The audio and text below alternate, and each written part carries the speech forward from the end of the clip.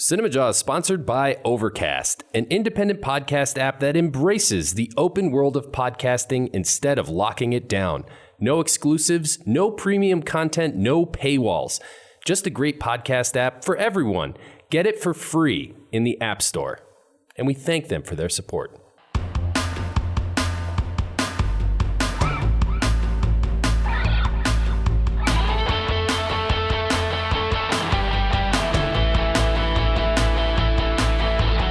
You're listening to Cinemajaw, the greatest movies podcast ever, recorded on location at Cards Against Humanity in Chicago. My name is Matt Kay, and with me is... Rye, the movie guy, and sitting inside the fish tank is Filmy and Phil. How's it going, guys? This week on Cinemajaw, Matt, we talk about money.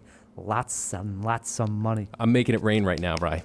We are covering our top 5 movies about the rich. Yeah, the 1%. Although we can't put the percent sign in the title of the show because it messes up MP3 players. The wealthy, Matt. Yeah. We've talked in the past, did our top 5 movies about poverty, you know? We did. And that was a fun list. And we have a review this week where there is a very wealthy family doing some very strange things. Yeah. Got us thinking about rich, wealthy families. That is our top 5 this week. Yeah, it's a good tie-in, Ryan. I like it. I do too. Get thinking of those movies, Jawheads. Helping us with that list is a returning guest. Yes, always a pleasure to have Frank T. Ziede in the house. He has a new project entitled Cora.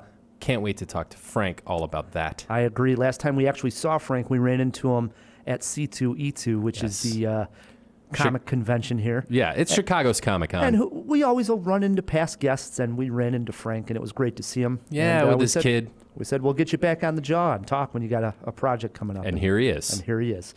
Besides that, we have more going on, don't we, Phil? Oh, you know what, Ryan? We're also going to be going eye for an eye on Don't Let Go this week. And we have a review of Ready or Not. Can't wait to talk about Ready or Not. And we're still celebrating Morgan Freeman month, all of August. So I thought this is a good time for Matt to take Frank on in Morgan Freeman cast movie trivia. I'm going to give you Morgan Freeman and the rest of the cast. You name the movie. Okay. Sound good? Yeah, potpourri. It's going to be fun. And always trying something new here, Matt. Instead of, in lieu of Cinemajaw, a new segment of sorts. It's actually an old segment. That we're bringing back. That's right. We haven't done Hollywood headlines since circa 2010, I think. And there's some big ones out there right now, Jawheads. Huge. So we'll just go sort of round the horn and talk about the Hollywood headlines and our take on them. Think of us as your movie news pundits. We're going to analyze and discuss today's headlines in Hollywood. Wow. A lot going on this show. Always. Before we bring in Frank, we do want to start off with a Morgan Freeman fact. Since August is Morgan Freeman month. Why wouldn't you start that way? Right. So let's start it right there. Phil, what do you got for us? Yes, this week's Cinemajaw Morgan Freeman fact. Morgan Freeman likes to cook, and he even wrote a cookbook. The actor got help from some of his famous buddies to compile different recipes in the Morgan Freeman and Friends Caribbean Cooking for a Cause cookbook. Funds from the book's sales went on to support his hurricane relief charity, which is great.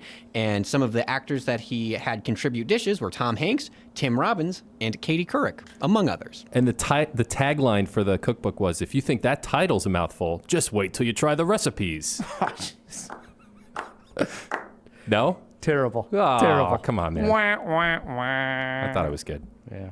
Well, I don't know if I'm buying the cookbook, but maybe if Morgan Freeman narrated the cookbook. Right. I'll buy the audio book. Yeah, get the audio Phil, book. Throw it in the fish tank. Is there an audio book version of Morgan Freeman's cookbook? That I would listen to. Now you add a teaspoon of sugar, followed by a pinch of salt. That was my terrible Morgan impression. We're already having fun. And to have some more fun, Matt. Yeah. A returning guest, as you mentioned, Frank T. Ziede. He's been on before. He had a web series called Black, which I think you can still stream now on Amazon.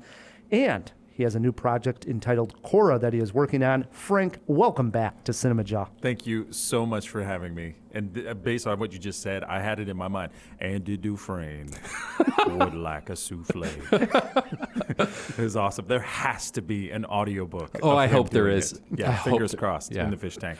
That It's is good to some see you fun guys. How you stuff. been? Yeah, doing really good. How Doing about great. yourself, Frank? I'm incredibly proud of you guys, man. You're killing it. You guys are doing so many reviews and so many things and going to so many screenings. I think it's just great. You listen Thank to you. Cinemajaw, so does it get you to want to see a movie? Get you excited to see the movies when we're talking about them? I was reminded, like, I know that we're going to review a movie this week, and I travel so much for my regular day job, and I went to a theater by myself last night just so I made sure that I was in the loop on our reviews. And it was great. I reminded myself of what it's like when the lights go down, and you got a handful of popcorn and a soda, and now a comfortable lounge chair in almost every theater, and your tickets are assigned, and you don't have to get there early. It was just great. It was reminding me what film was all about. It was good.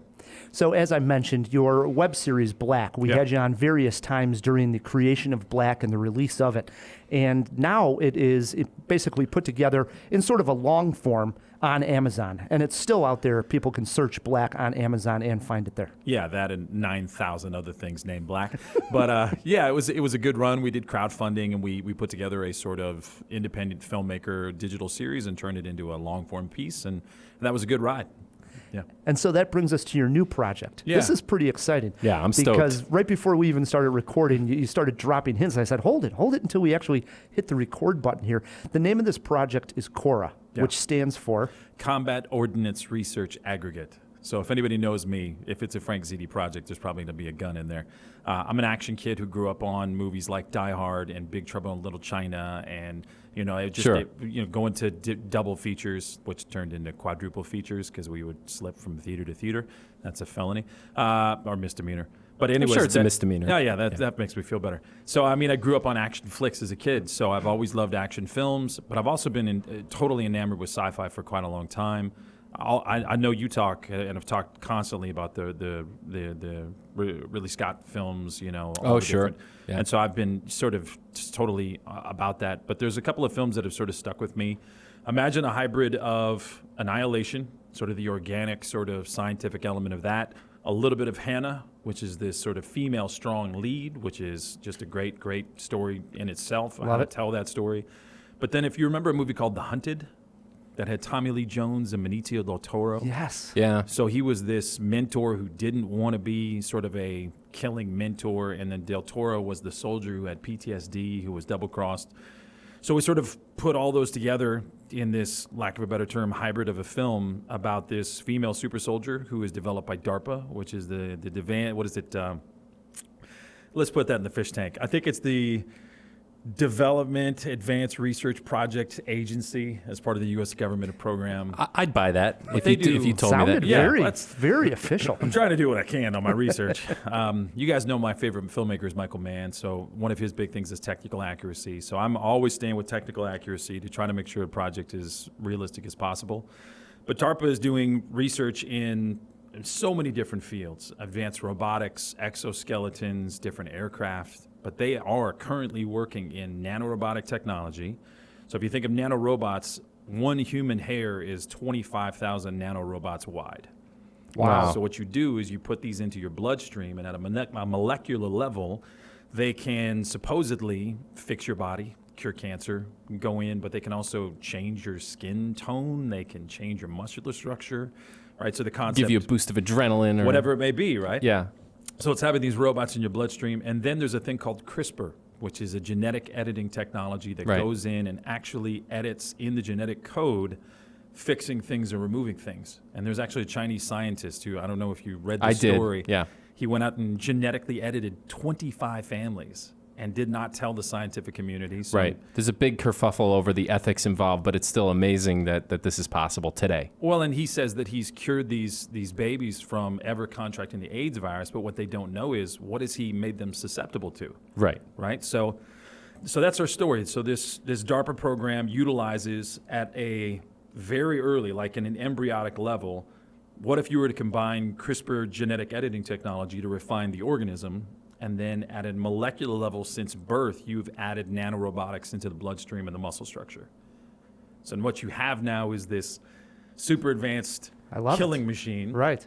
And the program is on for a little while, but it's not doing well, and they can't figure out why. So the lead of this program brings in this sort of Tommy Lee Jones character, whose name is Volek, and Volek comes in, and he basically says, you're doing it all wrong. You've got them in a lab, you've got them in this sort of, base camp environment. You need them to get out into nature. You need them to get out into the world and teach them survival skills. Sure, maybe go to the club once in a while. Yeah, I mean, right. Hit the streets. So so that's this IP, this intellectual property I've put together is a large scale series, and as a part of that, we're trying to shoot a 16 to 18 minute short. So we'll take that, we'll try to cut it as best we can. Proof of concept film. Absolutely. Yeah. And all the aspects of all the success we had or any accolades we had from Black, we're using all of that as sort of the door opening opportunity with Netflix, Amazon. We have our executive producer, Noam Jerome, who's an Emmy Award winner, who wrote Dolphin Tale. I don't know if you know that. Oh, Read I that know conversation. Dolphin Tale. Sure. Right, it's a big hit. Drew Barrymore masterpiece. Morgan Freeman, Yes. strangely enough. That just got weird how it all came together. Dudes and everything. Dudes and everything. So Noam's on, and then we got Corey Gilbert, who was our producer on Black. Yeah. And he's our Chicago guy. He's the main producer pulling it all together. We've also had him on the show. Yeah. So we did auditions, have a great cast. We've got some fantastic cast members. We're gonna do another crowdfunding campaign to go back to the Kickstarter community, just because they're amazing. And we've got some great partners again. We partnered with a company called Triple Aught Design, which makes some of the world's best outdoor clothing. So they're going to dress all of our lead cast members. We got props and optics, and we just got a lot of people behind it. You know how to pull all this stuff together, man. Yeah, I'm a hustler in the business sense. Like I shake a lot of trees and see what falls out. I like that. And I was going to ask, because we have a lot of guys that come on that are filmmakers or want to get into it. And you having experienced what you did going through Black and being able to get through that door of at least having it out on Amazon, this second go around, how much do you feel more confident knowing that you've sort of done it once and now you're just trying to grow it that much larger? Do you feel confident this time around from Black? Yeah, I mean, I think every experience just helps you get better at what you do, and as long as you can remain a student and you don't get an ego, if you don't think that you're bigger than you are, and you just are very honest and humble and direct with people and not try to be something you're not. So if you go to them, cast members wise, like there's a couple people in LA who were trying to be as star cameos in this project, and we're just very transparent. We're like, hey, this is who we were, this is what we've done, and we're curious if you want to be a part of it. So, but more confident, man, I don't know. Any good artist should be really skeptical of themselves, and For sure. But I don't know if we've had this conversation before. For any indie filmmakers listening to this, there's a quote, and man, I believe it's Teddy Roosevelt, and it's called "Man in the Arena," and it's fantastic. If Phil brings up part of it or whatever, but it's something along the lines of, it's not the critic who counts, it's the person who's in the arena that's their face is marred by dust and scrapes and scratches. Even though they fail, they'll never know, they'll know what that feels like, but they'll never know the cold existence of never ever trying. Mm-hmm. And that quote for me has always pushed me forward. So wow. I will always be the man in the arena, maybe not the most successful, maybe not the greatest filmmaker, but I'm not going to sit on the sidelines and die a life of cold Great advice. existence. Yeah. Anyways. It strikes me that right now is a particularly good time to be a Frank Ziede because of Disney Plus and all the other new streaming platforms. Apple's got one coming out. Yeah. So they're all so hungry for original content. And with a proven track record, you're probably in a very good position, man. So best of luck. Yeah, and I appreciate that. I mean, I know that we're now these days, there's no excuse not to be trying. With every single camera platform that was out, and the access to tools and the access to talent, like great actors just want to work. That's why you see some name actor do some project that's out of the middle of nowhere, because they just want to be a part of good things. Mm-hmm. So I feel like where Black was fun and it had a good time, I really do feel like Cora is a deep, deep story. There's a ton of layers of complexity, and I think it has the legs to really feel like if a network or a studio or an OTT platform were to look at us, they'd say, yeah, that's a good series. It sounded great here. The pitch sounded fantastic. Season 2 into season 3, there's a major, huge bumps and changes that can happen, and it really makes it something that you want to watch. It's awesome. Yeah. For the Jawheads listening to this that want to maybe get involved, help you guys out, are you guys going to be doing a crowdsourcing thing for Cora? Where can you guide them? Yeah, I mean, we're going to have, we have a website already which has very little information on it, but it's thecoraproject.com. And you can, send us contact info there, but we're going to have a Kickstarter that's going to be that same labeled name, like Kickstarter.com, I believe the Cora project. So hopefully within the next 30 to 60 days, once we lock down some casting details, get in and we'll launch out that campaign, and we're swinging for the fences. We got some props made by a prop artist who works for Legacy Effects in Los Angeles, and they built the Iron Man suits. We've got some, as we said, some really great partners that are going to give away some great stuff on our Kickstarter pages. Awesome. And we're going to use every contact that we gained. And that's why we shot not a full series this time, just this standalone, simple piece that would be sort of a testament to what we can create. Right. And we're going to try to shoot it as good as we possibly can. It's awesome. Yeah, shoot on a high level. I can't wait to see this. I know.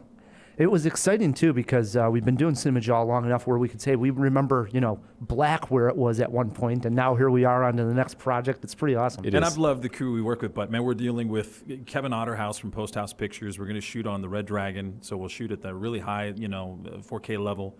We're dealing with Greg Poljancic, who is one of the stunt choreographers for this Midwest stunt team who's worked on all the big shows in town. So we're going to have stunt doubles, real amazing fight choreography. Going to do some VFX work with some people out of LA. So hopefully that 16 to 18 minutes can really show people what we're capable of. Matt, I'm going to make a prediction here.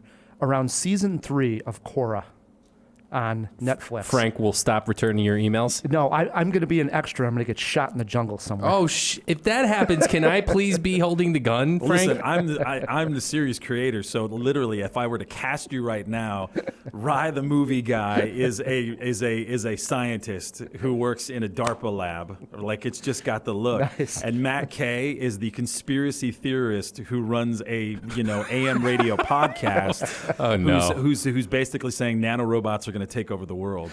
Oh, man. I love it. but somehow can I still get to Ryan? And Sure. Okay, good. Sure. Cool. As long as that happens. Yeah. Good times. Well, again, best of luck with Cora. This is Thanks. very exciting sounding. It is. I think the pitch here got me pumped for it. I'm stoked. I just checked out the website. Looks great. I'm ready for this one. Yeah. Frank, we do like to end all of our guest interviews with a silly cinema cue, something possibly having to do with Morgan Freeman. Phil, you got something for Frank?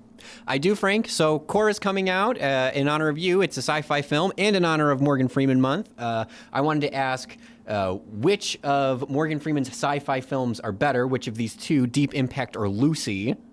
Both of them known for their terrific track record. Man. Wow. Morgan Freeman, excellent in both, we should say. Yeah, Deep Impact was also like the intellectuals version of Armageddon, and that was a better movie. So it's got to be Lucy, and it was really because Lucy took some really bold choices and chance. How that movie ends, and I don't want to spoiler alert, but how like Scarlett Johansson turns into a quantum physics level computer. It's ridiculous. So I think that's Luc Besson too, It is. who makes some really good action. Yeah, I'd pick Lucy. I would too. I actually All think right. it's underrated. I'd pick Lucy as well. Yeah. I'd probably go Lucy as well. Man. So I'm shocked. I like how we're all in agreement. To be on this. honest, too, I haven't seen Deep Impact in I don't know how long, where Lucy's pretty fresh in my brain. Yeah. It laid on the schmaltz a lot, where Armageddon was like, we have no schmaltz. Yeah. We're just going. Yeah. All right, so Frank is sitting in on this entire jaw. He has his top 5 movies about the rich, but even better, Matt, as he mentioned in the interview, he went out and he saw Ready or Not, so he's going to chime in with the review. I love that when that happens. Dedication. Dedication, Ryan. Dedication. You got to come ready for the jaw. Absolutely. Brings us to Eye for an Eye, Phil. Yes, this week on Eye for an Eye, don't let go. After a man's family dies in what appears to be a murder, he gets a phone call from one of the dead, his niece. He's not sure if it's a ghost or if he's just going mad, but as it turns out, he's not going mad. The film stars David Oyelowo and Brian Mann. It is directed by Jacob Estes, who also directed Mean Creek back in 2004. Ryan, we throw it on over to you, pal. I did see the trailer for this before something. And You saw a trailer? Yeah, I was telling Matt I don't watch trailers that much, but I did see this particular trailer. Okay. And I remember thinking to myself, this looks like a good movie on like a rainy Saturday if I was sitting on my couch. Would it get me up into the theater to see this movie? No. So for that reason, an ignore. But maybe on a rainy Saturday and it's on Netflix, I would probably check it out. Okay, so first of all, I think the film has a good enough pedigree alone to get me interested. But I love me a good murder mystery. Put in some time travel, and something smart, almost like a primer/looper vibe, which it clearly has, at least going on the trailer. And I am full on in. This looks like a movie that I would love. Can't wait. Frank? Maybe I need to watch the trailer again. I don't know anything about this time. His last statements there. I did not see Looper and Time Cop in Me this. neither. So from my gut reaction, it was definitely I don't know. So that's an ignore. Yeah. But now I need to go watch the trailer. Watch it again. Yeah. Sounds amazing. Phil? Matt, you're on your own again this week. Sorry, Jesus. pal. Ignore. What they need to do is hire me to do their marketing, apparently. Yeah. It sounds like a cool, short film. If it was 18 minutes, He's that would getting be a call awesome. from a dead person and they who's were- actually in the past. No? Didn't That Dennis wasn't in the Quaid do synopsis. that No. movie with a radio Frequency. with Jim Caviezel? Right? Frequency. Yeah. All right. 3 ignores, 1 interested for Don't Let Go. Well, I don't know if we're going to get a review. Oh, I Matt, will. Let us know how it is. I'll take one for the Matt team. probably already saw it, but in this time travel Right, thing, he exactly. can't tell us until next Are week. you from the future? The past, actually. Matt, speaking of new movies, imagine it's your wedding day. Imagine you are marrying into a very wealthy family. Imagine that they ask you to play a game at the stroke of midnight. Imagine that game turns deadly. This is the idea for the new film, Ready or Not. Did the movie pass go and collect $200? Or did it pull a go to jail card? Me and Matt and Frank rolled the dice and checked this one out.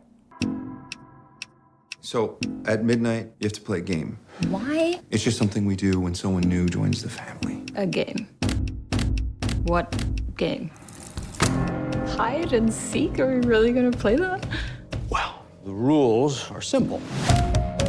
You can hide anywhere. We then try to find you. So there's no way for me to win, right? And stay hidden till dawn. No, thank you. Good luck.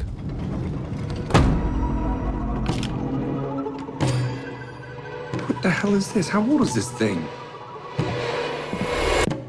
I know you're in here.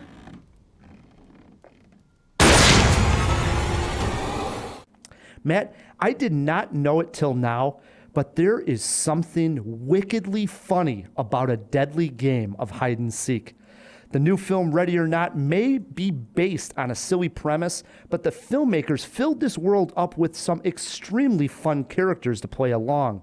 Samara Weaving plays Grace, the young bride marrying into the Ladomus family.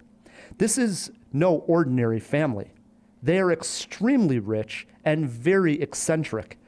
They came into their wealth when their great-grandfather started a gaming company. However, hard work may not be the only reason for their success. Hence, the family is superstitious and insist on playing a game every time they welcome a new member of the family in. The one game that does turn deadly is the random card Grace pulls that night, hide and seek. When she runs off to hide in the large mansion, she thinks she's playing for fun, but the truth is she's playing for her life. The plot and the selling point of this movie is not maybe the best, but the characters, the heightened visual violence that is played for laughs, and the tone of the film are really what makes Ready or Not into a 2019 surprise. Andie MacDowell, wow, plays the groom's mother, and oh, did she nail it. I really missed her. It is a sinister role that she just elevates. The father of the family, in fact, every member of the Ladomus clan is hilarious. For the most part, the violence is played for laughs, but when directors Matt Olpin and Tyler Gillette want to be serious and add some suspense, they get it done. The underlying theme of the film, that of which is the rich don't care about anyone and are willing to do some horrific things to make sure they keep their wealth, was a nice touch. And the ending of this film builds to one over-the-top, hilarious, bloody scene. I laughed. I was grossed out. I was into Ready or Not. I had a blast with this one, Matt. So my review is almost the exact mirror reflection of Ryan's. Aside from the fact that I also had a lot of fun with the movie. But I think that the concept is the best thing about this movie, and the main selling point that it's going to be... The concept that they're going to play hide and seek. You think that's some great concept?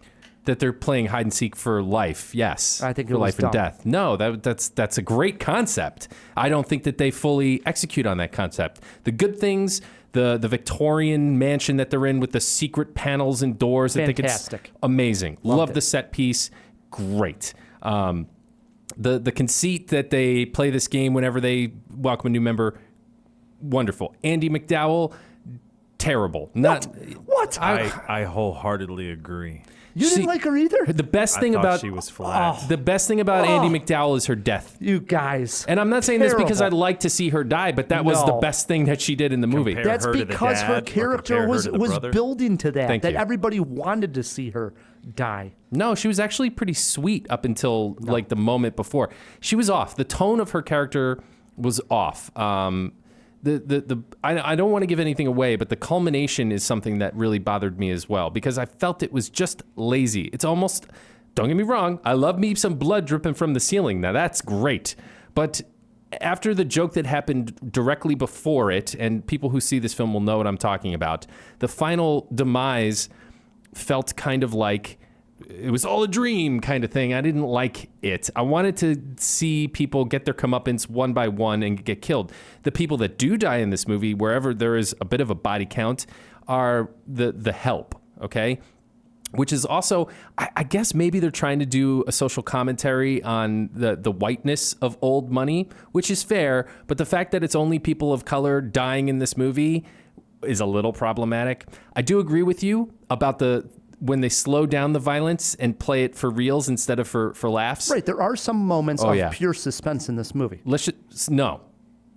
I'm going to definitely take issue with the word suspense. There is no suspense in this movie there is whatsoever. Some suspense. No, there's a gross out scene. I guess if you can call suspense what we know is about to happen and waiting for it to happen. That's suspense. That's the exact definition of suspense. Well done, Matt. There's one moment of suspense, but it's for a moment of pain that we see coming from a mile away. The best. That was awesome. That was awesome. The goat pit scene. Yes. Let's just say that. Mm-hmm. Definitely the best moment in the movie as far as the violence goes. Otherwise, there's a lot of splatstick opportunity that they missed. And you're saying this is a surprise? It's not a surprise to me, who is a seasoned horror comedy goer. It was just okay. I liked it. It's just not great. Frank, you saw this. Where do you chime in? Well, I don't know where to begin with all those ins and outs and ups and downs. Right? Gotta keep it clean here. Gotta keep it focused. I thought that I didn't think Andy McDowell really delivered. I felt like it was not that I'd look at any movie maybe other than Groundhog Day where Andy McDowell really shines. Multiplicity. Oh yeah, but right. But if you compare that to, and I'm looking at their names here, Mark O'Brien, who played the groom. Yes, he's great. Yeah. He was incredibly genuine. The bride was great, Sarah Weaving. And then Adam Brody, his sarcasm was deep and thick, but honest. He was the best. It was honest. And I thought the dad, too, he played the role. Henry, I can't even say his name, Zerny. I thought what really started to sell for me was the set design and the cinematography. Yeah. It was beautiful. Gorgeous. Like the room where the LeBois or the Du Bois family or whatever meets, and the look and feel of it all. And all those old weapons that were on the wall when they walk in. But the premise, too, that they're a game-making family, that's been their thing. That was cool. I dug that. So I did, too, because I was saying that the premise of the film is the weak point. I didn't like it that they were playing hide and seek. Yeah. But when they brought that up, that's how they got their wealth, was that they made these games, tied it in enough where it was at least, again, I use the word believability in the sense that we're watching a movie. Within but its own universe. Exactly. At least it felt for a moment like, okay, I get why this makes some sense here. One critique I would have is that they did a bad job of selling that if they don't do this, their benefactor, kind of explaining who that was or what that is or those things. The benefactor thing was so loose and vague. I agree with you. And it's revealed with the twist in the end in a really kind of comedic way. But what I loved was they sold the believability that this guy would bring his bride into this, knowing that it would happen and knowing the reasons why he did it. Like he didn't want to. And I just, there were moments where I saw a person who was out of his mind enough to bring his wife in with this thing possibly going to happen, that his family is going to stalk and hunt her. And she did an amazing performance when they're in that sort of causeway inside the house or that sort of catchway. And she's just realizing that this is a real thing. And she's like talking to the person that she just married. There's a scene later on where all hell's breaking loose and she comes outside and you flash back to less than 8 hours ago when she was there doing her vows right on the same piece of property. Right. Thought it was amazing. That was good. But there were several points where, the fake Navstar, Telstar thing with the fake With the voice. car. Nobody would have reported the car stolen that fast. And it was such a painful plot point. Yes. It was painful. Well, there's another. And then it also just starts right back up again when he... I was like, guys, that's so weak. I agree. That was weak. And there's also moments, okay, it is a mansion. funny, and though. It is a large mansion, but there's literally moments where there's some action, like in the hallway or in a room, where maybe, a certain character, like the help, gets shot. Yeah. And she gets away. We're talking, she went down the hallway, down a room, and nobody goes after her right away. It's very unbelievable in the sense of, like, if they really needed to get her, they could have went 2 rooms down and tried to get her. Instead, everybody's like stalling. And you can look in at the that, hallway. like, why didn't they get a bigger mansion or a bigger house? And like, these guys haven't really done anything other than VHS back in 2015, right? The directors. So praise the film gods that these guys were given a chance to do a movie that is full theatrical run right now, getting massive press and production with no major superstar in it. Right. And I think it'll do well.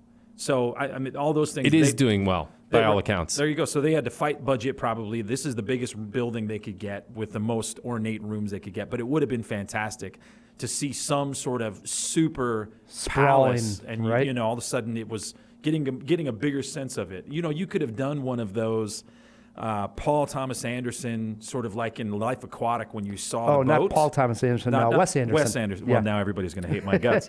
The Wes Anderson, when you saw the boat from Life Aquatic and you got a sense of it, you could have done something like that with a diagram of him talking to his wife, laying out the LeBois mansion. They kind of do that with some of the things you see in the Slow hallway. pans. Well, in the security room, you see a bit of it. But Yeah. I know, I agree. The world building is weak. They don't explain the benefactor thing, which I thought one of the more interesting parts of the film. Was that secretive piece. Yeah. Yeah. It's still fun, though. It's great. It was a fun ride. Well, for I didn't sure. think I was going to laugh nearly as much as I laughed. So Yeah. for me, I think expectations going in, I thought, well, it'll have a couple of laughs and it'll have some gore. But I mean, I was laughing out loud. I mean, at least 20 different times in the movie, and that's the sign of a good flick for me. Yeah. So it's a couple of good laughs. Yeah, breaking it down a little bit further, Matt, a best scene or a highlight, something that you wanted to mention. This is interesting because my best scene and my worst scene are the exact same scene. And I will just call the scene Dawn. And it comes toward the very end of the picture. And it's very difficult for me to talk about this without spoiling it. But some of the characters expect something to happen when Dawn arrives, okay? And what they expect doesn't happen in the way they expect it, and it's very, very comedic. But then something does happen, okay?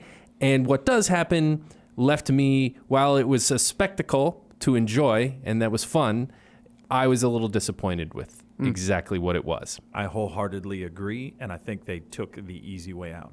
Yes. It would have been better if it was all just ridiculousness, and she was the one who decided to Finish make the those game. choices and chances. Would have been a lot better. I agree. Would have been more brutal, but it would have been better. Maybe would have been a sequel. There you go. For me, two highlights that haven't been mentioned yet. One, we got to talk about Grace's look, which is the lead. She's in this wedding dress, and at one point it gets ripped, so she rips the bottom of it, and because she's playing hide and seek, she has these gym shoes on, and then she gets this gun and this ammo that she goes over it, and she even at one point looks in the mirror and recognizes, like, this is some damn getup I got on. This is a wedding dress. I've got some blood on me. I think it's an got elephant a gun. rifle. It's so awesome. Yeah. So I 50 cal. I love that little moment that Yeah. it sort of paused and recognized that. And then also the scene that I thought was extremely suspenseful was the stable scene where she falls down into a pit and needs to climb up this ladder that just falls apart.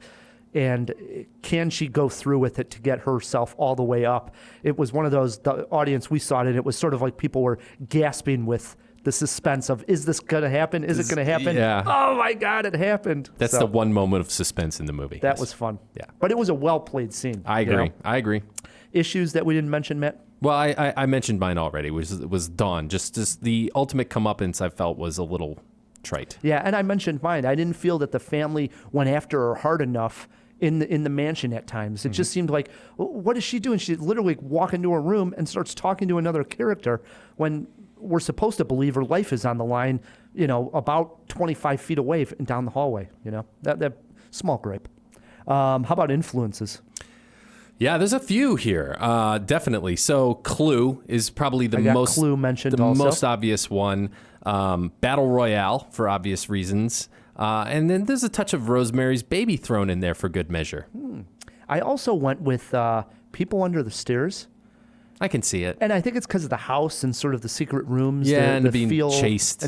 and running around the house. God, I gotta rewatch that one. It was a good one. Yeah, it is. Yeah. What'd you learn here, Matt?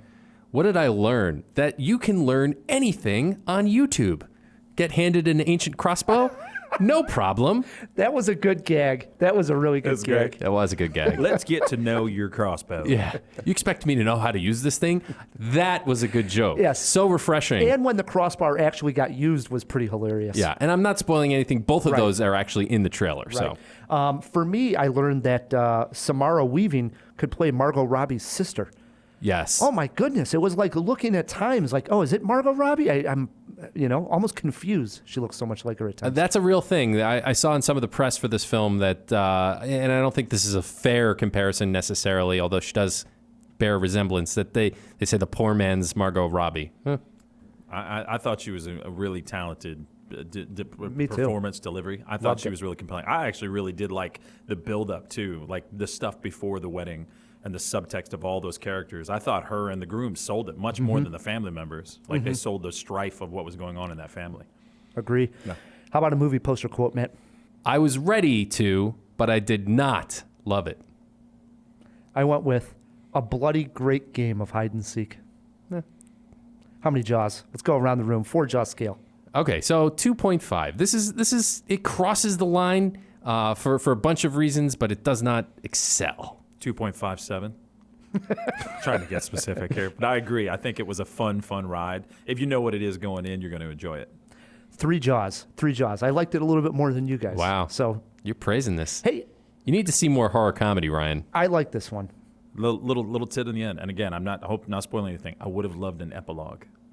I would have loved to have seen her 6 months down the road. Also, for the jawheads that want to know if there is something after the credits, there is not. I was There a is little not. disappointed by that. I sat through the whole thing thinking, well, there's probably going to be a tidbit at the end of this movie. actually Right. liked And there's it. There nothing. wasn't. There was nothing. Really? Yeah, because it was the story was over. That was it, and it was a nice iconic shot at the end. I guess Marvel has trained us to expect that post-credits thing. Some of us more than others, Hey, right? but they've gotten us to sit through credits. Oh yeah, So kudos to Disney for that. All right, we're all recommending. I liked it the most, but we are saying that it is fun. So Absolutely. if Check you this do one out. see Ready or Not, shoot us a tweet at Cinemajaw, or you can email us feedback@cinemajaw.com. Let us know what you thought. Again, the family is very wealthy in Ready or Not, so Yeah. that gave us the tie-in this week to do our top 5 movies about the rich. And we let the guest get started. We always ask them if it was a difficult list to come up with. And this one is a little bit odd because I can actually ask Frank. This is a list about the rich, and you can relate to the rich, I can. I think. I'm joking. Okay. I was like, sure, I can? sure. No, but was this a tough list for you to come up with? I mean, after a little bit of research, no, there was some films I hadn't really thought of them about movies about rich people. But yeah, once you have that premise and movies about what it means to be wealthy or affluent, there was a couple that jumped out at me. You're starting us at number 5. I know I'm going to break the rules here, boy. but I've listened to the Jaw, and sometimes that's okay. My number 5 is actually not a movie; Oh, boy. it's a TV show Get the bouncers. because If it's in the last 10 years, I think that's okay. it's current and on right now, and it is some of the best television out there today. It's Don't tell me the Real Housewives of whatever. Succession on HBO. I've never heard of this. No. Okay, it is in its 2nd season. It just got renewed for its 3rd. It is about one of the most wealthy, affluent families in New York City, in the media world. They own theme parks and media Fictional stations. or real? All fictional. Okay. You can base it on, right, the Murdoch family or the Disney family, whatever. It is brutal and painful, and it's the world of the ultra, super, uber rich. And they are bitter and vindictive, and the children are all fighting for the throne of this father who has a heart attack in the pilot. I can't recommend it enough. If you like television, this is some of the best television. And it's brutal. I want to be clear here, right? There's drug addiction and, backstabbing and all these different things. But boy, the first season was amazing, and the second season it's the aftermath of the explosion of the finale of season 1. But it deals in this world of everybody having more money and more money than they know what to do with. Wow. And it destroys them. The entire family. It just corrupts every single member of the family. Seems to be a reoccurring A theme. TV show listed at number 5. We'll let it pass only because Frank's a friend of the show. I appreciate it. A lot of times that would just end the show. We'd have to just kick the guy Sorry. out. Sorry. But it's so good. You have to watch it. Brian Well, it Cox is- is the lead. If it was on something other than HBO, I might have given you more guff. But HBO, home box office. Man. It's basically Well movies. done, Matt. Yeah. It is home box office. check it out. True. Yep. All right, that swings it to me at number 5. Speaking of Disney, I am starting out the list with an animated classic. What? Yeah, Cinderella. Ooh. One of the more ancient stories about class structure and trying to break out of poverty and get into that 1%. And obviously, there's 3 strata of class within Cinderella. You have the prince and the king in the palace, who's obviously the 1% very top. You have the evil stepmother and her daughters, who are sort of like the upper middle class, like just wealthy enough to be invited to the ball. And then you have Cinderella, who represents the poor, who's been kind of stomped down under the heel of the boot of the evil stepmother, who's the upper middle class. And if you read into Cinderella just a little bit, I mean, it's pretty much on the surface, you can see that it's really about class at the end of the day. I mean, yes, it's a fairy tale. Yes, it's like princes and princesses and every little It's girl's also dream. about pumpkins. Yeah, and a fairy godmother. Just, What does she Just to represent? be clear, this is amazing that you chose Cinderella and you just made all of it make sense. And I know Ryan, knowing the movies he picks, is like, oh my God, Cinderella? And it was perfectly laid out, dude. That was awesome. Well, that was thank you. fantastic. Hey, I've been doing this a while, Frank. That's good, man. All right, Ryan, what do you got there? All right. I went with a documentary at number 5. Oh, jeez. I really hope it's not the one I'm thinking of because I have it way higher. That's It excellent. probably is. Probably. This is came out in 2012. So far, yes. Yeah. Yeah. This is The Queen of Versailles. Yeah, at number 5, Ryan, Yes. one Well, of it's a the best documentary. movies about real life money, maybe ever. Wow. So Queen of Versailles follows David Siegel and his family as they were building the largest single family home in the United States. Right. And it was just outside of Orlando, Florida. And he, in turn, made all of his money from resorts and timeshares. So he would build these... The timeshare king. Yeah. Right. He would build these resorts and timeshares and was profiting, hand over fist. Right. And then the housing collapse happened. The recession happened right in the middle of when he was trying to build the largest house ever built. And we then get this film crew that comes in and makes this documentary. And what you see is them, rich people problems to begin with, right? Like, how are they going to finish this house? Is it ever going to be done? But it slowly turns into even more than that. You actually start to feel compassion for them. Empathy. Right, empathy for exactly what's happened here, and it's also a commentary on just how much of a swing you can have with a capitalism, society that we have here. That capitalism can go this way and it can go that way, and as fortunate as somebody is, it can really Fortune's turn. Yeah. Right. And it's such a fascinating look at the whole thing. It doesn't, at first when you're watching this movie, you think you're going to be watching The Real Housewives in a way. Right. Like it some vapid puff piece. could have been played like that, but it is not at all. It really turns into something so much more deeper, so much more layers into exactly the class system, the fall from grace, everything. Right. Yeah. It's good because it examines their marriage, it examines their family, but most of all, it examines her, this Queen of Versailles, who, well, first of all, they named the house the House of Versailles. or Versailles, something. right? Which is Yeah. that is right on the nose. Yeah. But she morphs from that, Jersey Shore Real Housewives type character into this person you deeply care about. Even though she's this uber rich woman, you're still like feeling for her problems and sort of feeling bad that suddenly she has to fly commercial when she's always been on a private jet, Mm-hmm. It's a great movie. It is. If you haven't seen it, Jawhead, Queen of Versailles came out in 2012. Well worth a spin. Into our fours we go, Frank. I'm over here in real time looking on Netflix and Amazon trying to find it, but it doesn't seem to be out there. Throw it in the fish tank. See where we can find it streaming. Fish tank request. I want to find that. That sounds amazing. It is really a good documentary. My number 4 is a film that I've been a big fan for a long time, and it was an actor that at that time I don't think was as famous as he is now, but it's The Talented Mr. Ripley. Nice pick. Yes. With Matt Damon. We're big fans of this one.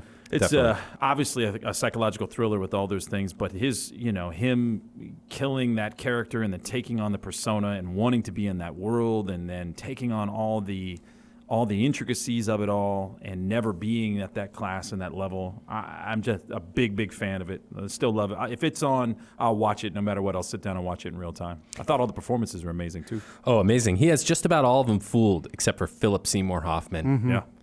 When he gets him with that bust of Beethoven, man, That's such a great scene. But is. looking back now at the cast of Matt Damon, Jude Law, Gwyneth Paltrow, Philip Seymour Hoffman, Yeah. and Cate Blanchett pops up in there as the girl that she sees, not actually, Tom Ripley. She actually sees Tom Ripley at like the opera and, great cast. it is. Great movie. Good pick. Thank you. All right, swings it to me. And when you talk about money and the pursuit of money and why people pursue money, I think has to be in the top 3 reasons, maybe even number 1, and it's sex, right?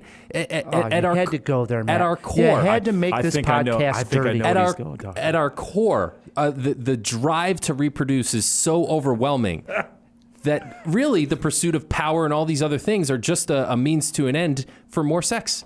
And I don't think any movie captured that quite as well as 1993's Indecent Proposal. You went there. You Yeah. went there. He did. It's the amorality of wealth and money and power. I don't know how many Razzie Awards this one won. But Really? Yeah, this was panned.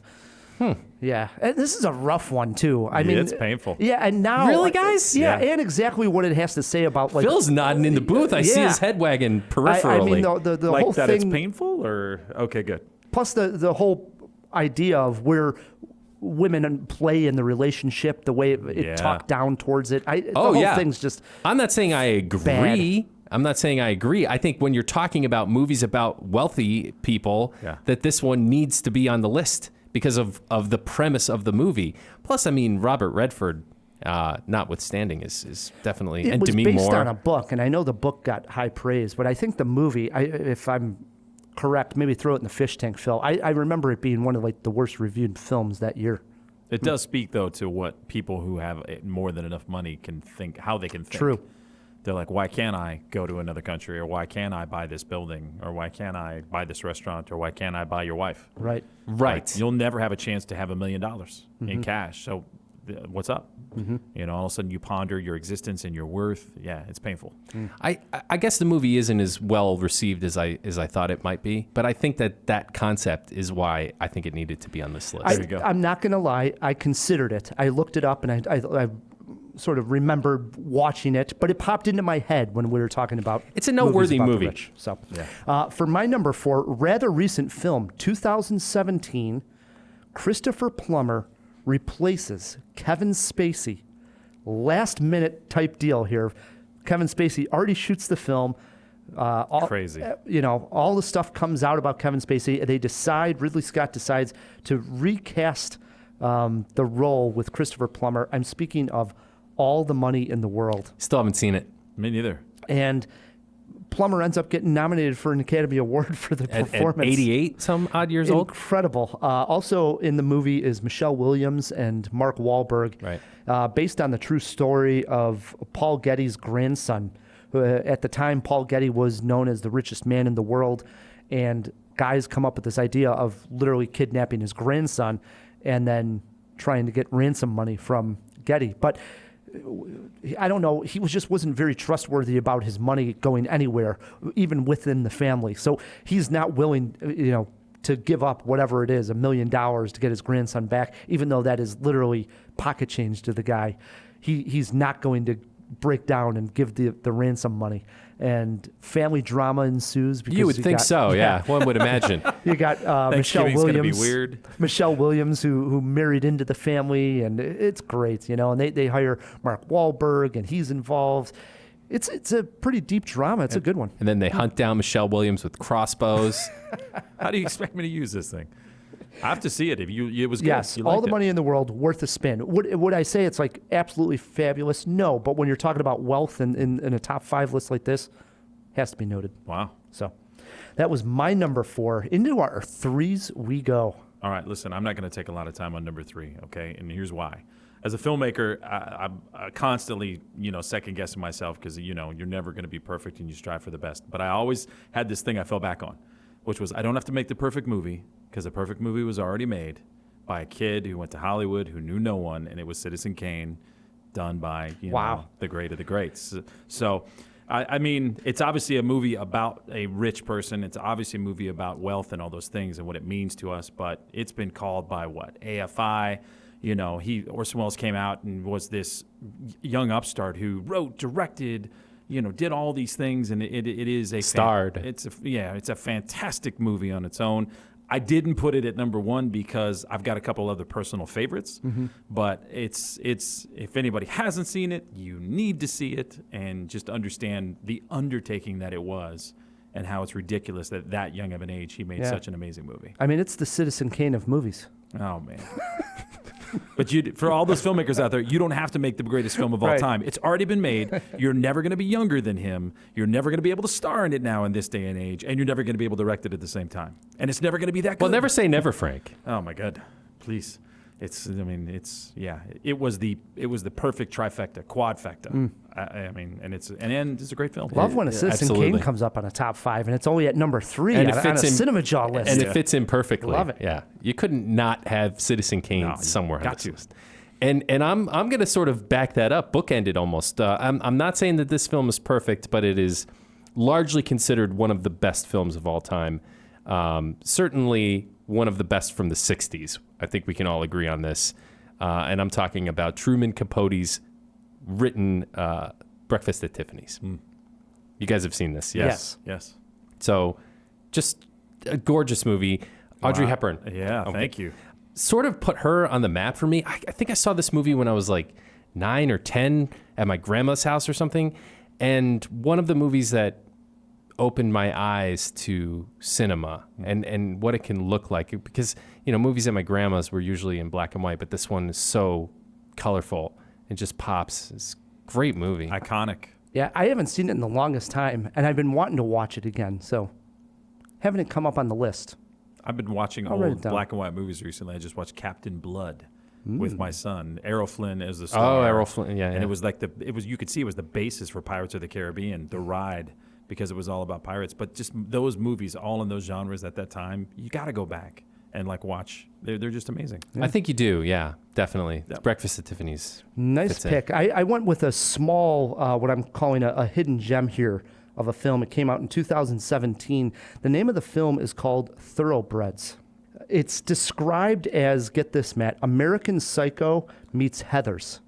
Oh, I remember the trailer. How have I for this. not seen this one? Yeah, it was an awesome trailer. Yeah, Cut so you got 2 teenage girls, Amanda and Lily, and they knew each other as kids, and they're reunited as teens, like in high school. And Lily's mom is married to an extremely wealthy guy that turns out to be abusive, both to his mom and to her. And this Amanda, who we had first saw in the movie, she has some issues of her own. She comes over and actually suggests to Lily, hey, did you ever think about killing your dad? And you got these rich girls, and the rich dad, and all of a sudden they're in this big house and they're saying, why don't we try to knock this guy off? Also in this movie is Anton Yelchin, who plays a drug dealer who they recruit to try to help kill the father. And I don't want to give everything away. All hell sort of starts to break loose. It's a fun little plot, really tight little movie that's just a fun watch. Thoroughbreds. I don't think enough people have seen it. I hadn't seen it. So Yeah, I knew of it, didn't catch it when it was in theaters. But it's out on. See if it's streaming anywhere, Phil. I know I rented it on DVD on the Redbox, I believe, when it came out, but I'm sure it's even on the streamers now. So love it. that was my number 3. Thoroughbreds. Into our 2s we go. This is one of my top 25 films of all time. Oh wow, Higher than Citizen Kane. Oh yeah. Michael Douglas, Sean Penn. It's The Game. Directed by David Fincher. Just rewatched it. It's so good, still to this day. It's so complex with so many layers, but it talks about that struggle or strife of within families in a great way, what money does and how it affects everybody, the perception. So, and then it's all challenged, it's all destroyed, all taken away, and then you find out that it's all part of a holistic, emotional, spiritual cleanse in the greatest possible way. Movie was, I remember seeing it in the theater at the time. Still, I'll watch it over and over again. There's not a bad scene in it, in my opinion. It seemed to have come out at the time where the ending twist was extremely popular in Hollywood. So you get you don't know exactly what's going on. It's a aha, we got you kind of movie. I rewatched it, and yeah, some of the themes in the movie I don't think I caught way back when I was watching it as a younger Rye the Movie guy. I didn't pick up on it, but you're right. It's all right there, all about the way people. Did you go by Rye the Movie lad back then? Mm-hmm, yeah. About the way people even respect people and treat people differently when they have money. Yeah. It's interesting. I've watched it so many times. I go back and try to, if anybody, spoiler alert, there's these ploys or plots and all these things. I'm trying to look for the plausible deniability that it was all a true setup. Mm-hmm. Like, how could you have squibs in all those doors and all that glass when those guns were going off and they were shooting at them and there's supposed to be blanks? It's hard if you go back and watch it. Some of it's believable. Some of it's like there's no possible way that they would have known they ran that direction. Right. Like a final line, well, if you didn't, go to this part where there's this opening on the edge of the building, and Nada was supposed to push you, and then how's he supposed to fall perfectly? But I don't care at that point because it's Still just fun. such a good movie. Nice pick. Yeah. The Game. All right. At number 2, I actually had Queen of Versailles at this because it deserves to be much higher than a number 4 where you had it, Ryan. Was it 4? 5, Matt. Oh, my God. That's a travesty. But I'll throw in a quick audible. Wolf of Wall Street absolutely belongs on this list. The best line in the movie comes very early. Leo DiCaprio's character, Jordan Belfort, says, I made $51 million last year, which really pissed me off because it was just shy of $1 million a week, If that's your biggest problem, and you believe that he was really pissed off that he missed $1 million a week, Remember the scene in the diner with Jonah Hill? You show me a pay stub right now. You made $57,000 last month. I quit my job right now. Yeah. It was great. Love it. Good pick, Matt.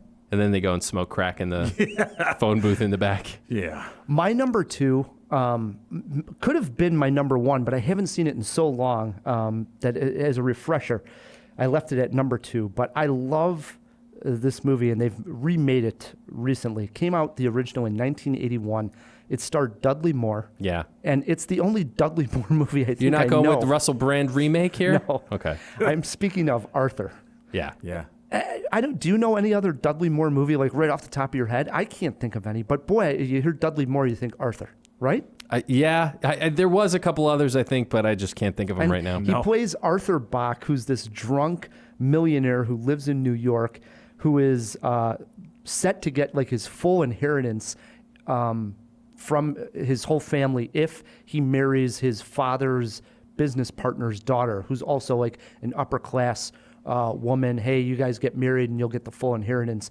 But he ends up seeing this woman stealing a necklace, who the woman is actually played by Liza Minnelli. Mm-hmm. Wow. And he ends up falling in love with Liza Minnelli, and now he's got this conflict. Does he go for someone who he actually truly loves, or does he just go after the money? What wins here, Matt? Love or money?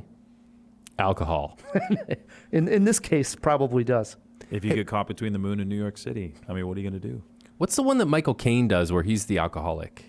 I don't know. Oh, yes. Can we throw that in the jaw box? Alfie. Was that in Alfie. I got it. Alfie. Alfie, you're right. Yeah. And they also remade that with Jude Law. Yeah, not wholly dissimilar from Arthur, Right. is No. it? It's very similar. He's more of a playboy in Alfie, where Arthur's more between these two women. But they're both drunk British guys. Mm-hmm. Yeah, Nice. That was my number 2, Arthur. with names that start with A. Indoor ones we go. All right. Our number 1 movie about the wealthy here. What do we got? I've got at number 1, The Aviator. Yeah, I think it's an epic. I think it's a huge saga of a life tale of Howard Hughes. It talks about what money can do, how he led such a private life, and then what it was, and then also his interaction with all these other celebrities, and then the government and things. And it reminds me of Elon Musk's struggle with Tesla, trying to push this new product, or Tucker's struggle trying to push his car out. Here he was trying to get into the airline industry, and just what it just because you have a ton of money, that doesn't mean that they're going to let you into these private clubs. Mm-hmm. So I thought his performance was one of his best. I think there's some amazing moments in there of struggle with obsessive compulsive disorder or different mental disorder. But great sets, great directing. The scene where the test plane crashes into the neighborhood in the Hollywood Hills. It's a great scene. Awesome. Yep. I love Aviator, that movie. No argument there. I Yeah. thought that would come up on the list. We just talked about it recently. We were doing Kate Blanchett scenes, and her as Katharine Hepburn was fantastic. Great performance. Yep. All right. At number 1, we talked about perfect movies earlier, and this is one I think is a perfect genre movie. Certainly one of the best comedies of all time. I hope we would all agree on this. It has to do with money. It is a spiritual prequel to Coming to America, talking about Trading Places. Yes. Dan Aykroyd and Eddie Murphy at their absolute best. Happy New Year. Yeah, Jamie Lee Curtis pops up in this as well, in what is a pretty large role. Yeah. And man, it's and there's a guy in a gorilla suit. Yes. there is a guy in a gorilla suit. Was that Al Franken in the gorilla suit? No. Yeah, dude. Yeah, Al Was it Franken, really? and I think it was him and the other Belushi brother. Holy cow. Yeah, you're right. Yeah. Son of a gun. Hey, let's get verification on that, Phil. Let's throw it in the fish tank. But the reason Trading Places is about the wealthy and the 1%. This Mortimer and Randolph, who are at the top of some stock hedge fund type thing. In the farming industry. Yeah, right. Yeah. They're betting on pork bellies and futures and things like this. Soybeans. Right.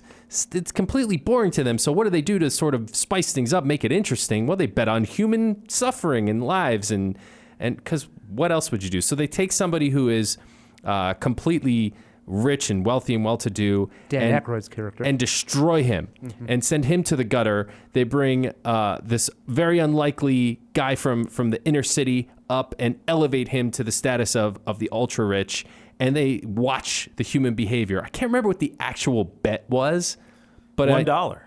No, I know the sorry. amount was $1, but what was the actual stake? I think that they could change their positions. They could move Eddie Murphy to the Dan Aykroyd level, and they could make Dan Aykroyd be at the Eddie Murphy level. Yeah. That they could make one super rich and wealthy and be in that like world. would and the it other just one work? truly homeless. Was that the bet? Like would it just work? I think that was when they could get the true dichotomy to switch between the two of them. I think it was all for $1. Right, all for $1. So it's really great in Coming to America when they pass two bums on the street, and it Yes. happens to be these two characters, and they Eddie Murphy's character gives them a big bag of money, and they're like, "We're back!" So Yeah. it's a good little 1-2 punch there. I love it. Nice pick at number 1. For me, I went with a 2005 Woody Allen movie. And this was when Woody Allen had a streak of tons of misses, and I think a lot of people thought he might be done, but he came back strong with this movie that starred Scarlett Johansson, Jonathan Rhys-Meyers, Matthew Goode. I'm speaking of Match Point. And this was a drama, a thriller of sorts, where if I tell you the tennis movie? Yes, the tennis movie, where I tell you the premise, it seems on paper there's not a whole lot there, but in the hands of Woody Allen, he crafts a really good thriller here. Jonathan Rhys-Meyers plays a tennis coach. He's more on the poor side, but he's working at a place that is coaching the very wealthy who want to get tennis lessons. Matthew Goode being one of those, and he says, "Hey, I'll hook you up with my sister. I think you'd be a good match with her."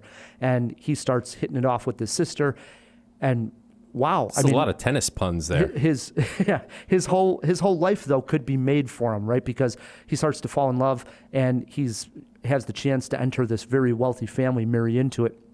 He goes to a family party in this huge mansion where this elite family lives, and he meets Matthew Good's bride-to-be, who's played by Scarlett Johansson, who's an American, also going to be marrying into the family. And these two actually fall for each other and could really sort of ruin their own lives as far as the stakes go, as far as, That is so Woody Allen. That is so Woody Allen. I've never seen this one. It's so good. And it becomes a thriller because, of course, they do get involved. Can they keep it from these people? What's going on? And Sounds more drama. Where's the... there's no comedy. It's a straight-up drama. But there's a police element to it. Sort of a detective thing. Yep. There's foul play. Right. Kind of there stuff. is foul play. Right. Yeah. There's foul play, and then I remember. And then it comes down to Over the line. Well, the idea of match point being, sometimes it does come down to luck, the way the ball falls on the tennis court, and he plays with that a little bit at the end with a character throwing a piece of jewelry. And if it went one way, probably something else happens to this character. It's interesting. If you have not seen Match Point, well worth a spin. It really is. It's good. Yep. Any more honorables? Honorable mentions really quick. How don't we mention Brewster's Millions? Yeah, we're doing you a show have to mention about Brewster's the Millions. millionaires. Remember and the we've got to iceberg? mention Brewster's Millions. No, I don't takes remember out the guy's trying to sell him the iceberg thing, and he was like this, and he put the iceberg in there, and then it's like, oh, it's going to be great. We're going to ship it across, and we're going to move it over, and he's like, this is the worst idea ever. And then it turns out to make a bunch of money. Yeah. Yeah. The Great Gatsby. Yeah. I've Gatsby. never seen the original. I only saw the Baz Luhrmann remake. But Baz's is so good. It's a beautiful looking film, that's for sure. Crazy Rich Asians came Yeah. out last year and should be noted. Had fun with it. And Pretty Woman to some degree, Yeah. It's Cinderella, by the way. sort of. Yeah. Ooh, full circle. Yep. I had Death Becomes Her. I don't know. It's not very much about rich people, but it's in there a little bit. Great movie, though. It's a great movie. That is horror comedy. War of the Roses. That's Another it. stretch. That went over like a lead balloon. Fantastic. How about you, Frank? Pick this thing up for me. No, I mean, I you've named a whole bunch of them. I do appreciate the grace, though, in throwing a television series in there. No, you got it, man. All right. Appreciate it. If we missed your favorite movie about the wealthy and you have Twitter pulled up, shoot us a tweet at Cinemajaw or an email, feedback@cinemajaw.com. What we're going to do is take a break. When we come back, Frank is taking Matt on in Morgan Freeman cast movie trivia, plus a look at some big Hollywood headlines going around. Huge. Everything from The Matrix to Spider-Man we got to talk about. Stick with us. Let's all go to the lobby. Let's all And now, in honor of Cinemajaw's Morgan Freeman Month, we learn a thing or two about life with this clip from March of the Penguins. From now on, the couple has but a single goal: keeping their egg alive. The hungry mother must return at once to the sea to eat. But before she leaves, she must entrust the egg to its father.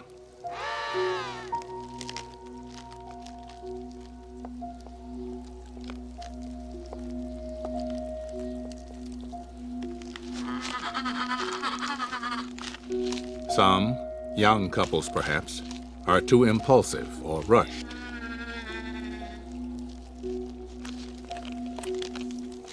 And within moments, their affair comes to an end.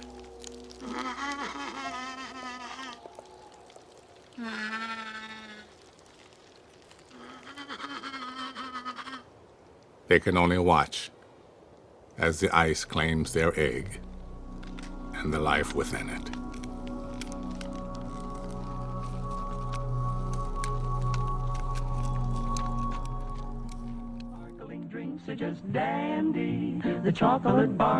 Hey, Jawheads, it's Matt K with a quick reminder of this month's riddle. Here we go. I am afraid, very afraid, not of roller coasters. I used to work at an amusement park. And not of skeletons either. I made a movie in their name. Falling food from the sky? Now that is scary. Now let me bust this high school party and take all their Gold Slick vodka. Who am I? If you think you know the answer, write us, DM us, send us smoke signals, get in touch on the socials with the correct answer, and you will be entered to win a Fandango gift card or the honor of taking me on in trivia Good luck, Jawheads. And we are back on Cinemajaw, hanging out with Frank T. Ziede. His new project is entitled Cora. I got to look at some of the artwork. Our mood boards. Is that what they're called? Yeah, our pitch package. It's pretty cool. So on those, it's got to look flashy when you're going to make a pitch. Yeah. Right? It's got to look sharp. It's got to look. So how long does like a pitch board take to come up with? How much time and effort is put into that? Easily for the last year, I've been sort of working on concept art, doing a whole bunch of sketches too. After I'll show you guys some of the sort of drawings that we've done to sort of tell the story. But just background wallpapers, concept art, branding, logos. I learned a lot from Black. Is that a part of that? If you can package it up in a way that they can imagine and see, so much so down to if somebody were to open on Netflix your little square, your one still, when they went in, what would that background look like? What would the music look like? What would the fonts be? What would the theme of it be? So as much as you can brand your project from the get-go, it feels like an intellectual property. Stranger Things is a great example. Just the font, just the credits, that alone branded that project so in a way that you could watch it and understand what it meant, everything. That John Carpenter font, the look and feel of it. In a way, Frank, you're making it easier for these executives to pick your project because they don't have to come up with all that. You've already done it for them, and they're seeing your vision, right? They want to know at least you've got a game plan. So we do, hopefully. That's awesome. Yeah. Again, for the Jawheads that want to check out the project online, it has a website up. Yeah, currently it's thecoreproject.com. That's just a holding homepage. We're going to add a whole bunch of stuff, but it'll be kickstarter.com/the Cora project. So hopefully in the next couple of months, you'll see it out there. And again, grateful to everybody in the Jaw who checks us out always. Quick question. I forget. I'm sure I've asked you this before on Cinemajaw, but what does the T stand for? Tyrone.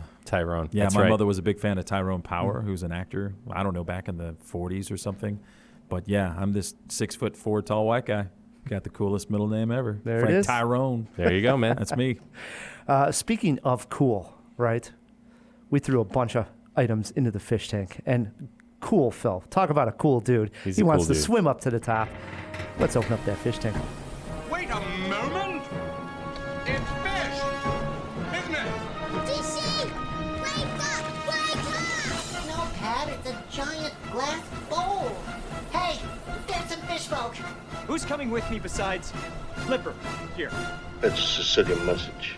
It means Luca Brasi sleeps with the fishes. You're gonna need a bigger boat. Wow, thank you guys so much. I don't think I've ever been called cool by someone other than myself before. Usually you're very like. I think he meant temperature. Right, like there's a lot of water. It's pretty cold. Cold is what you were going for there. Well, we have a lot of stuff in here, so I'm going to get right to it.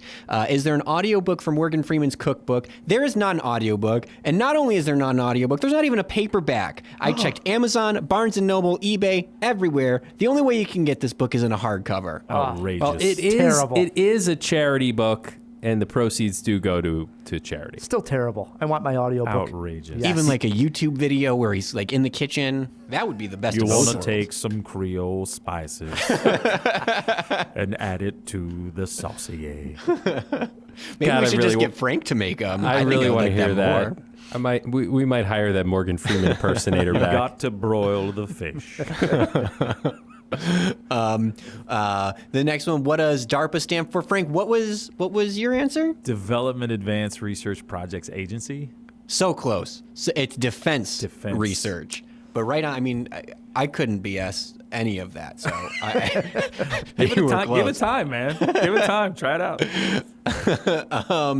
What was the man in the arena speech? It was indeed Teddy Roosevelt. Again, Frank, he does his research. He knows everything. And it reads, "It is not the critic who counts, not the man who points out how strong man stumbles, or how the doer of deeds could have done them better. The credit belongs to the man who actually is in the arena, whose face is marred with dust, sweat, and blood." Our next one is Queen of Versailles streaming. This is a great one for me because every time we get a streaming question, there's a little bit of pressure and I feel like I have to bear some bad news. This week, I have absolutely no bad news whatsoever because Queen of Versailles is available on the most accessible streaming vehicle possible. It is for free on YouTube. All right.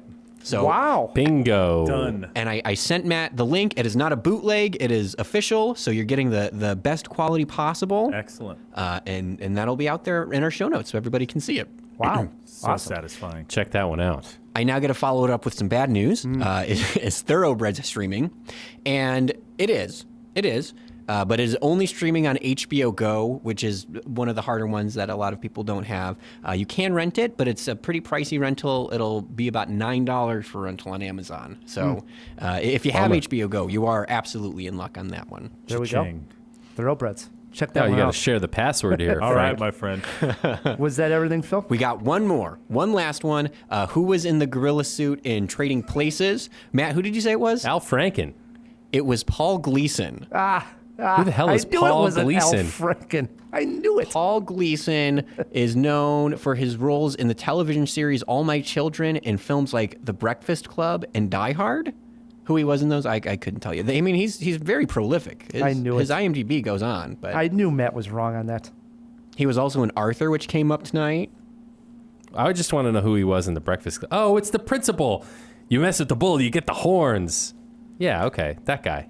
Not Al Franken. But Al Franken has been in a gorilla suit. All right, no, yes. So Al Franken was the dude working the freight on the train. Oh, that's okay. He interacts with the gorilla. He interacts with the gorilla and gives him the thing. He's not the dude super glued in the actual gorilla suit.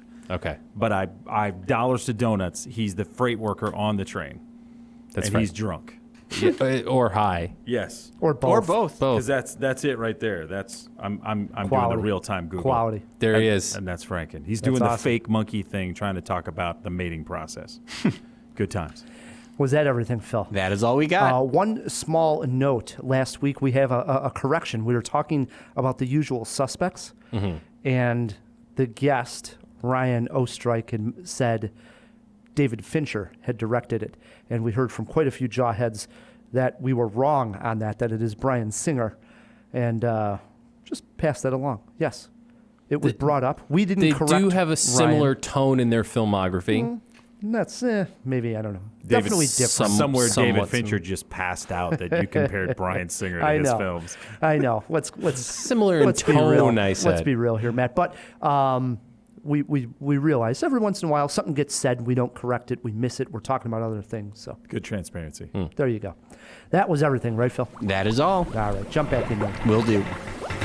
Usually this brings us to Cinemajaw, Matt, but instead, trying something new. Hollywood headlines. Love it. Yes. Yes, for our first headline, Matrix 4 announced with Keanu Reeves, Carrie-Anne Moss, and Lana Wachowski.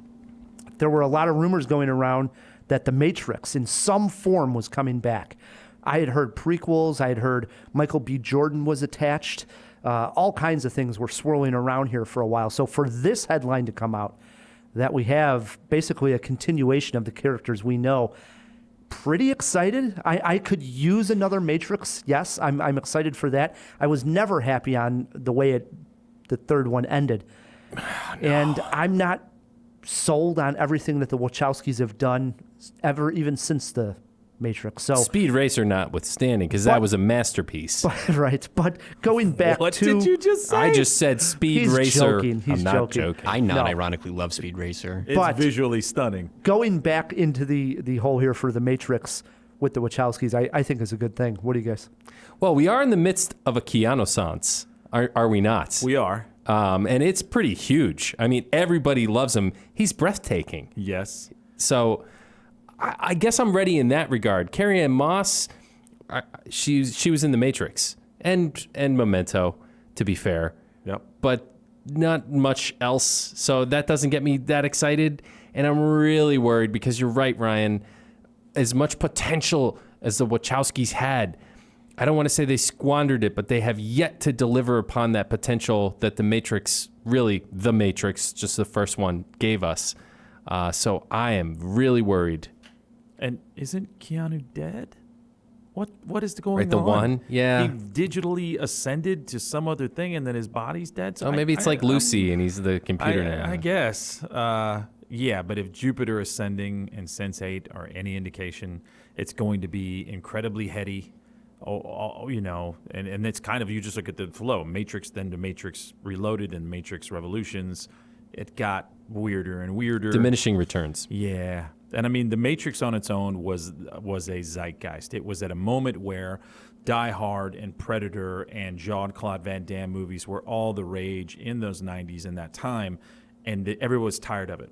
And here came this movie that said, we're going to go into a world of make-believe, of, alternate reality, but it's a video game where anything and everything is possible. So now when you got Keanu doing backflips up the walls and, destroying things and doing, flying through the air, we were like, oh, I fully embrace it. Mm-hmm. It was one of the first movies to ever do that. So I remember specifically seeing it in L.A. when it came out, and nobody knew what it was. I don't know if you remember. I remember. I was confused. I was like, what is this? Well, the poster was out, and there wasn't a big trailer for it, and you didn't really. And I remember going to it saying, oh, I don't know what it is, but I'll check it out. And I walked out going, that was one of the best action movies I've ever seen in my life. I agree. I remember being blown away. Same. I went in with such little expectation. I was like, well, Keanu Reeves, who at the time especially was like, it's... maybe he could do something good. Yeah, we still kind of loved him from Point Break. Right, but was not expecting anything. And I remember seeing the bullet time for the first time and like feeling my jaw open. Like I've never seen anything like this before. It was But Morpheus, awesome. man, and the guy who, I'm going to probably say it wrong, Hugo Weaving? Who's yeah, the, no, it's Hugo Weaving. They were the characters I loved to watch. Really quick, Samara Weaving from Ready or Not. I was going to ask. That's his niece. That's his, oh, wow. They are related, yes. Everything's coming full circle on this show, Everything's guys. connecting. Yeah. Alrighty then, our second headline, Sony will continue Spider-Man's story without Marvel Studio going forward, which means Spider-Man leaves the MCU. Can I start on this one? I guess. Okay. I had one word to say, but go ahead. So, obviously, anybody who likes Spider-Man, this is what I wrote down here was this is a quality move here by Sony, and you got to be excited for this because we had talked. What the hell are you What talking are you about? talking about? We had talked on the show. He's just doing this to piss people off. We had talked on the show, and I've talked to many people, and I've seen them ranked. We said, what are the 3 best standalone Spider-Man movies? And if you look at them, they all happened with Sony standalone, no help from the MCU. You have Spider-Man 2, you have Into the Spider-Verse, and you have the original Spider-Man. Before Marvel got involved, those are the 3 best Spider-Mans. Let's get back to that. I'm sick and tired of the crossover. It's too much already. Let's get back to the Spider-Man. This is a positive. This is a win for everybody who loves Spider-Man, everybody who loves comics. This is a win. You think the Tobey Maguires are the best? We both agreed on this. Spider-Man 2 is a high-quality movie. Yes. Oh, my God. You disagree on that? Okay, whoa. I'm not gonna This quibble is a win. over the This is a win. nitty gritty here. Ryan, you could not be more wrong. That is just a total bonehead a-hole thing to say. Why? Because you're just baiting. You're No, baiting. I'm not. You No, don't I'm not. firmly believe that in your soul. Why? Sony made the 3 best Spider-Man movies. Those 3 movies are better than anything that Marvel ever got involved with. I know it's not all about money, and artistically, I agree. Those are the 3 best Spider-Man movies, in my opinion. I do agree with that. End the argument. Cut it right there, Phil. Edit out everything else. No. Done. No. Because they don't get there without Marvel, because Marvel created Spider-Man. We're talking about 2 different things. The highest grossing Spider-Man movie, let me rephrase that. The highest grossing Sony movie of all time is Spider-Man Far From Home. So what the hell are they doing pissing off the fans? My one word I was going to say is boycott. And I firmly come on. nobody's going to watch it. Jackass. Venom, seriously, That's all I was going to disappointing. say. That's it. Disappointing. And Ryan, I know you well enough to know that in your heart of hearts, you don't believe that. You're only saying that to be incendiary. We still got Tom Holland. This is going to be great. Tom Holland's going to walk. He's seriously, No. he would be a fool not to. This is great. It would ruin his career, I think. No. I think he'll be just fine. Crazy. But if Venom is any indication, the next Spider-Man that's 100% done by Sony is going to be dog. Why? Like, I didn't say the bad part, but you get what I'm saying. Am I right that Sony did Into the Spider-Verse? Yes. Yes. Why? It was the one. If people can They argue, didn't know it was going to be good. They gave a lot of creative freedom to some no-name but I'm animators. saying you could, at this point, make the argument that that's still the best Spider-Man movie. Phil might even say that. Yeah, but tell me how Sony was behind that. So and Marvel had nothing. How does that translate to a live action? It doesn't. And the reason why it works is because it is an anime, and there are choices and changes and moments in there that you can't do in real life actual film. I'm totally fine with this. In all fairness, Sony Animation is different than the production studio that made the other ones, and they're also responsible for like the Emoji Movie. Even Phil's not on board with this, man. Well, here's what I will say. I'm choosing to be more optimistic than you and Frank are. Because I do think if there's any superhero in the MCU that can stand alone by himself and has a rich enough lore to be supported independently without the rest of the MCU, it would be Spidey.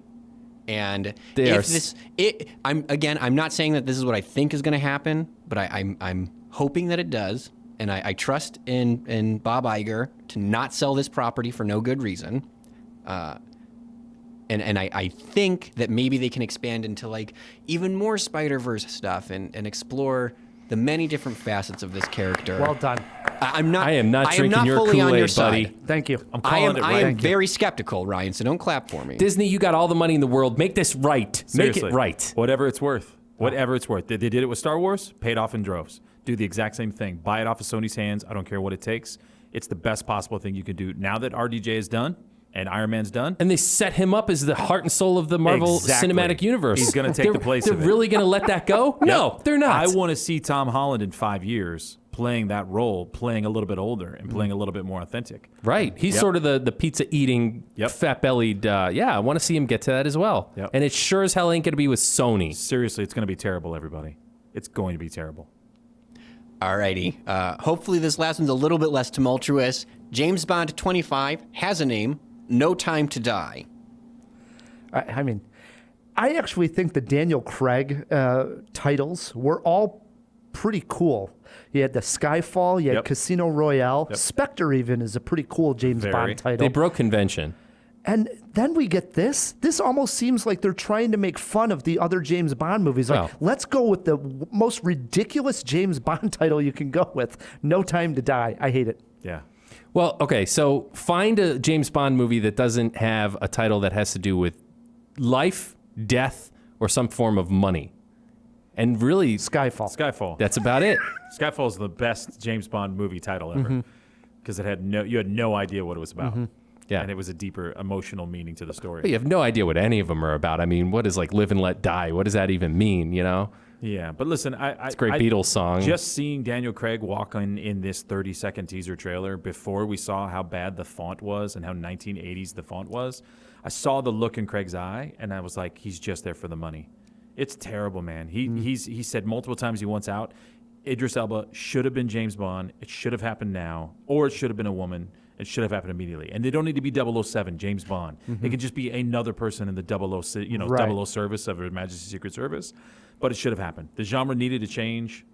What are they going to do that's going to be really better than the Casino Royale 2 Skyfall package that happened there? I think we'll see James Bond actually die. Great. I think that's probably, hey, let's give him a good send-off. You are bonkers, dude. They're not going to kill James because Bond. There's no time for it. You're going to slay the golden goose? There's no time for it. But I that's what I think. And then somebody else is going to take over, like Frank was saying, the 00 agent of some sort. There'll still be a James Bond character, but I think it goes in a different direction. I've loved Craig, and I loved Ralph Fiennes coming in and all those things, but the ending of Spectre was just weird, and it just sort of lost it. And now he's going to come back in and try to... And he even said, he's like, I'm done with it. And all of a sudden, there he is, walking into the suit. Wow. Hollywood headlines got us going, huh, man? Love me some Bond. That was They fun. should sell Bond to Sony. That would solve everything. Good times. All right. Brings us to trivia. We got to end on a fun note here after getting our arguments out there. That was good times. We are celebrating Morgan Freeman all month of August. So this week we are playing Morgan Freeman cast movie trivia. Jawheads, it's going to work like this. I'm going to say Morgan Freeman and the rest of the cast and the year of the movie. The contestants, Frank T. Ziede and Matt, have to name the film. That's as simple as it goes. Okay. Frank, you're our guest. You get to choose if you go first or let Matt go first.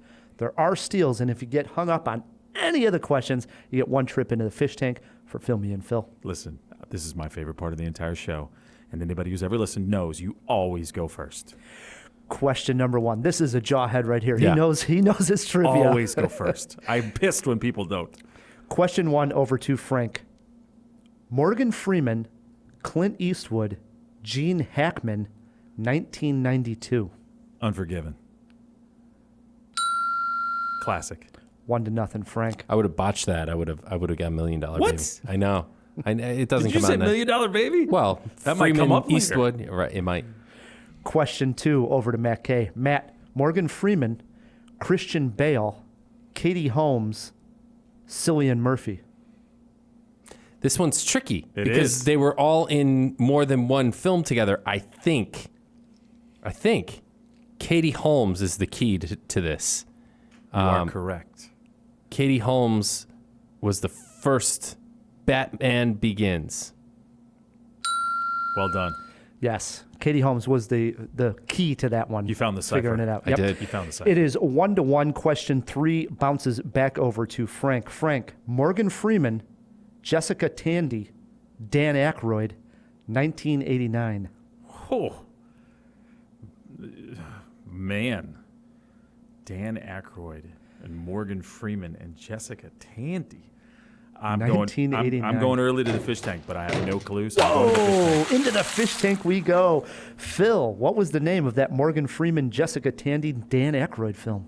Alrighty, Frank. I'm hoping that this clue can drive you to the answer. Oh, Driving Miss Daisy. Man, Forgot blanked. Aykroyd? I blanked on Tandy. Wow. I On don't know if Tandy. I've ever actually seen that movie. How many Jessica Tandy movies can you name? Right. Well, I had Jessica, the other Jessica, in my mind. But anyways, it doesn't make a difference. 2-1, yes. He got 2 the to answer, 1. yeah. Got it there. 2-1. Question 4 over to Matt K. Matt, Morgan Freeman, Jesse Eisenberg, Woody Harrelson, Isla Fisher, Mark Ruffalo, 2013.